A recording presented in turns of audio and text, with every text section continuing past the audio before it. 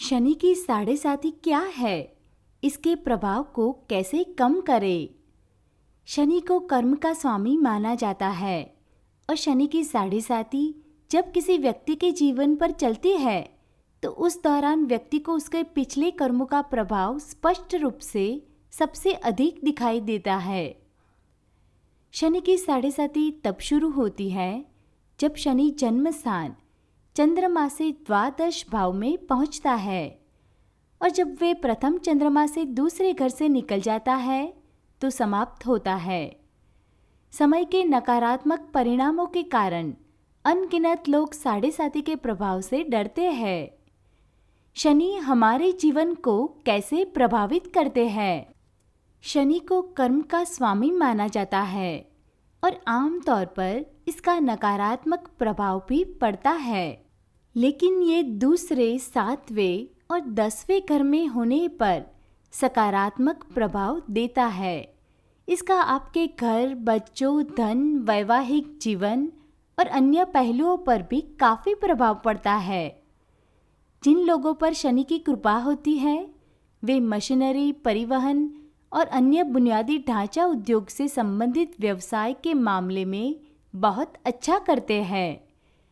जिन लोगों को राशि में शनि चौथे, 5वें और 8वें भाव में स्थित होता है उन सभी लोगों को अपने जीवन में बहुत भारी असफलताओं का सामना करना पड़ता है।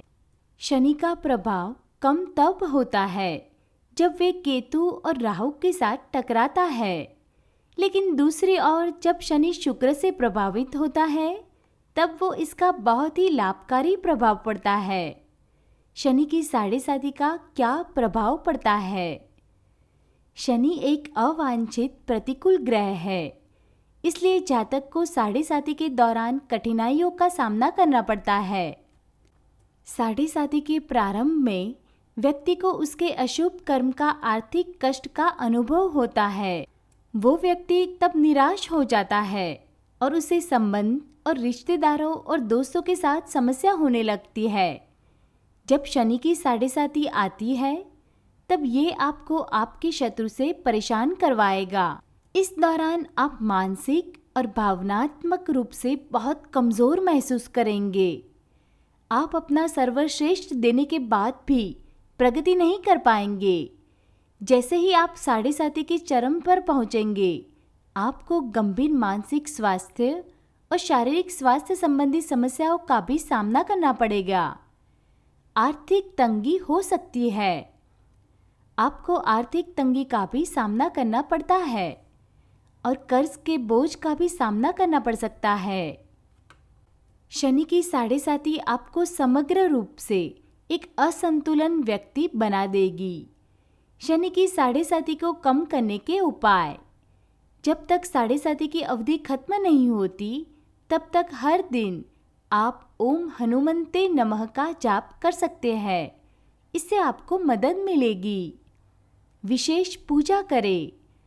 मंगलवार और शनिवार को पीपल के पेड़ की पूजा करने से भी साढ़े साती का प्रभाव कम हो जाता है। इसके अतिरिक्त शनिवार के दिन दान करने से भी साढ़े साती का प्रभाव कम हो जाता है। दान पुण्य जरूर करें। दीन, हीन और ज़रूरतमंद लोगों को भोजन कराने से भी साढ़े साती का प्रभाव कम होगा। शराब से परहेज करने से साढ़े साती का प्रभाव कम हो जाएगा। शनि की साढ़े साती के प्रभाव को कम करने के लिए कुछ काले तिल, कपड़े या गरीबों को सरसों का तेल अर्पित करना अच्छे उपाय है। ऐसा हर शनिवार को करें, क्योंकि अधिक दान करना अच्छा कर्म होता है। हालांकि परिणाम दिखने में समय लग सकता है, लेकिन अच्छी खबर ये है कि ये एक अच्छी शुरुआत है। हवन करवाएं।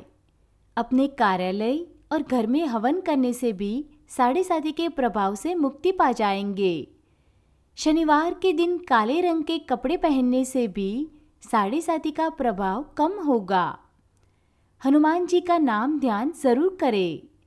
हनुमान चालीसा का पाठ करने से साढ़े साती का प्रभाव कम हो जाता है। शनि बीज मंत्र का जाप करने से साढ़े साती का प्रभाव कम होगा। लगातार यदि 43 दिन तक आप किसी मंदिर में खाली पांव जाते हैं तो उसका फल भी बहुत लाभकारी होता है। एक काले घोड़े का जूता। अपने घर के सामने या प्रवेश द्वार के पास काले घोड़े की नाल को रखना शनि की साढ़े साती के प्रभाव को कम करने के लिए सबसे अच्छी प्राचीन उपायों में से एक है।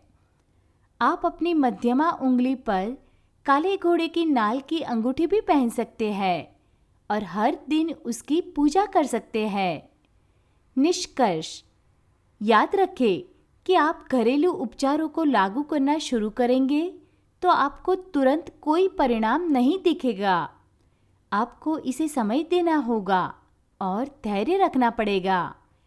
सबसे अच्छी चीज़ जो आप कर सकते हैं वो ये है कि अपनी जीवन शैली को बदलने पर ध्यान केंद्रित करना, बुरी आदतों को खत्म करना।